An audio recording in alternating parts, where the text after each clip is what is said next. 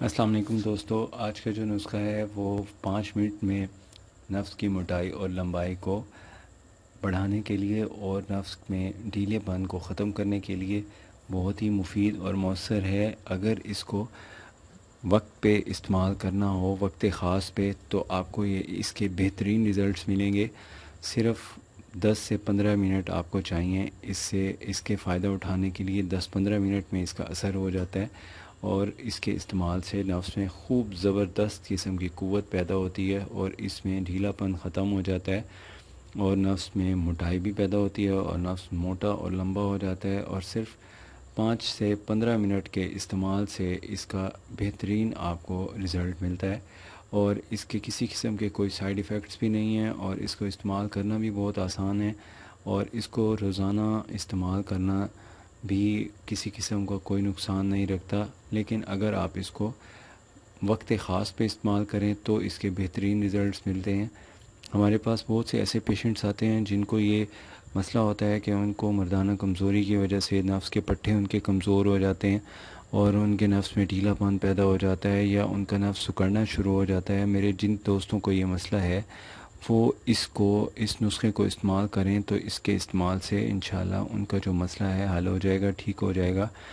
तो ये जो नुस्खा है इसको आपने ताकत के तौर पे भी इस्तेमाल करना है। जिन मर्द हज़रात के नफ्स में किसी किस्म का कोई नुक्स नहीं है वो भी यूज़ करें और जिनकी ज़रा मसला इस किस्म का है कि उनका नफ्स में पतलापन है, नफ्स सिकुड़ रहा है, ढीलापन है या टेढ़ापन है या उनको इसको नफ्स में तनाव तो होता है या थोड़ी देर बाद वो तनाव फिर ख़त्म हो जाता है, तो ऐसे लोगों को भी ये नुस्खा इस्तेमाल करने से बहुत फ़ायदा होगा और इसका मुसलसल इस्तेमाल करने से ये मुस्तकिल तौर पे ये मसला ठीक हो जाएगा।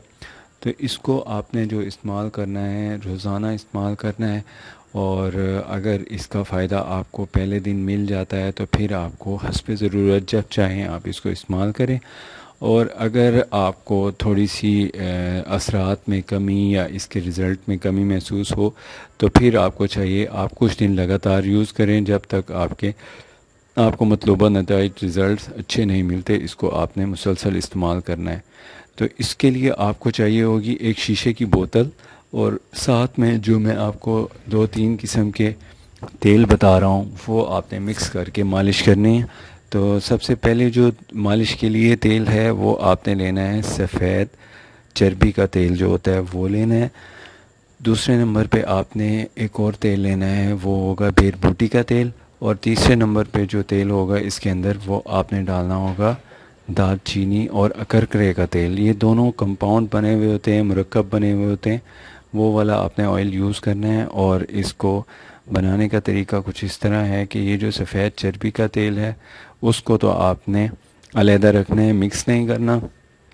बाकी जो मैंने आपको बताए हैं इनको मिक्स कर दें आपस में। मिक्स करने के बाद आपने इसको हल्की आंच पे, एक कोयले की आंच पे इसको रखें। उस वक्त तक इसको गर्म करें जिस वक्त तक एक बार फुल जला हुआ कोयला जो बिल्कुल ऐसे बखरा होता है वो वाला रेड कोयला रखें। और उसके बाद उसको जब तक ख़ुद ठंडा नहीं हो जाता आपने उसको हवा से बचाना है और फिर इसकी जो हीट है वो उसको मिले। ऊपर से किसी स्टिक से या लकड़ी वाले किसी शाख से उसको हिलाते रहें ताकि उसकी जो ऊपर नीचे हिलने की वजह से वो गाढ़ा होता जाए।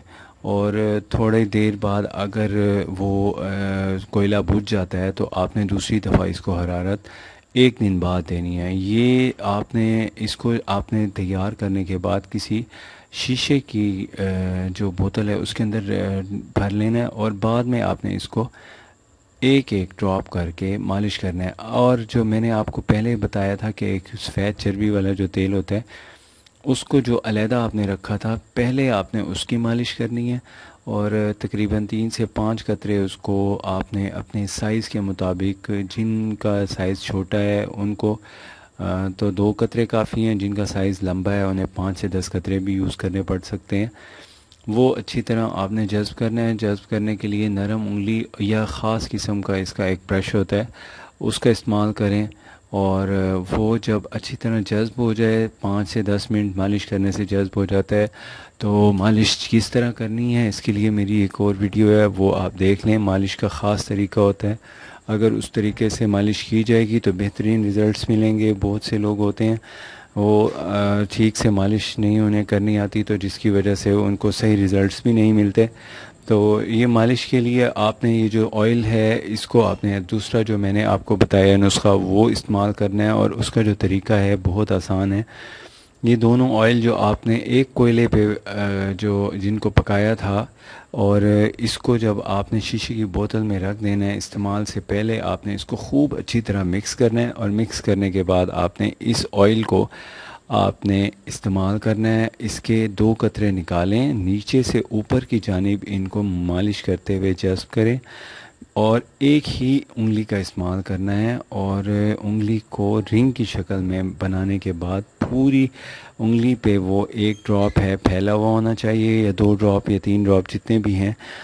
तो उनको आपने नीचे से ऊपर की जानिब थोड़ा सा नफ्स को हल्का सा खींच के उसके बॉडी के ऊपर जज़्ब कर देना है। नीचे वाली साइड पे जो जहाँ पे वेन होती है वहाँ नहीं लगाना, और सिर्फ उस जगह लगाना है जो मैंने आपको बताया, बैक साइड से रिंग बना के नीचे वाला हिस्सा छोड़ के मालिश करें।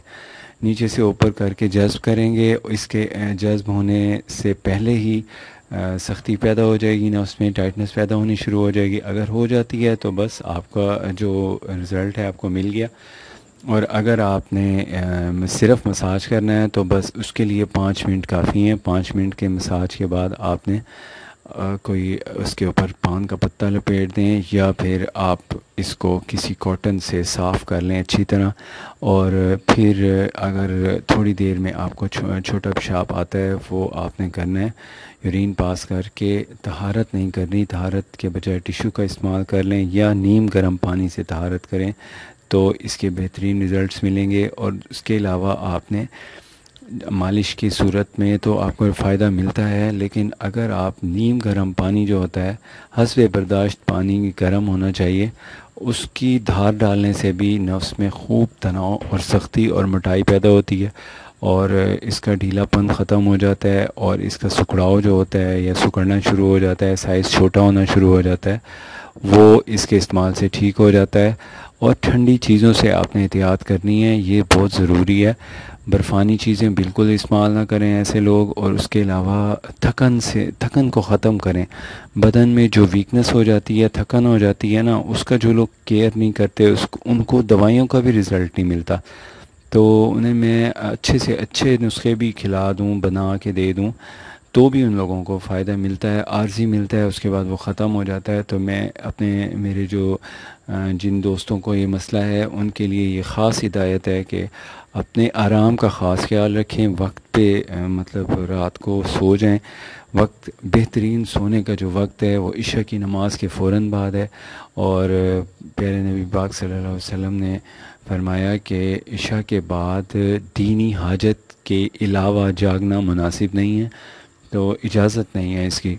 तो बस अब आप समझ गए होंगे कि रात को जो जल्दी सोता है उसको बहुत से फ़ायदे हासिल होते हैं, ख़ास तौर पे उसकी हर किस्म की जो वीकनेसेस हैं वो ख़त्म हो जाती हैं, और बदन की जो नशो नुमा का वक्त है वो पहली रात का वक्त है। तो जल्दी सो जाया करें। और उसके अलावा भी अगर कभी थकन या किसी बीमारी की वजह से बदन में ज़ोफ़ पैदा हो जाए तो ग़िज़ा के साथ साथ रेस्ट का ख़ास ख्याल रखें। लेकिन मेरी एक आपके से रिक्वेस्ट है कि आप जब भी खाना खाएं, खाना खाने के फ़ौरन बाद बिल्कुल ना सोएं।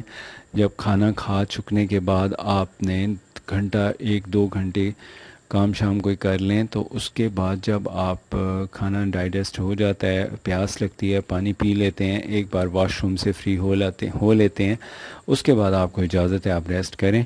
और रेस्ट के लिए मौजू तरीन जो आपका तरीक़ाकार है वो ये होता है कि एक हल्की रोशनी वाला कमरा, और उसके अंदर शोर ना हो। शोर जहाँ होता है वहाँ पे आपका जहन पुरसुकून नहीं होता, और डिप्रेशन का मसला शुरू हो जाता है, और डिप्रेशन की वजह से भी बहुत से अमराज तूल पकड़ जाते हैं, और इस वजह से उन्हें फ़ायदा नहीं होता है अद्वियात का। तो अपनी सेहत का ख्याल रखिए। जैसी हिदायत आपको दी जा रही हों उन पे पाबंदी से अमल कीजिए। अगर आपने मेरा अभी तक चैनल सब्सक्राइब नहीं किया तो सब्सक्राइब कर लें। अगर वीडियो अच्छी लगे तो लाइक शेयर ज़रूर करें। अपनी सेहत का ख्याल रखिए, वक्त की पाबंदी कीजिए। अल्लाह हाफिज़।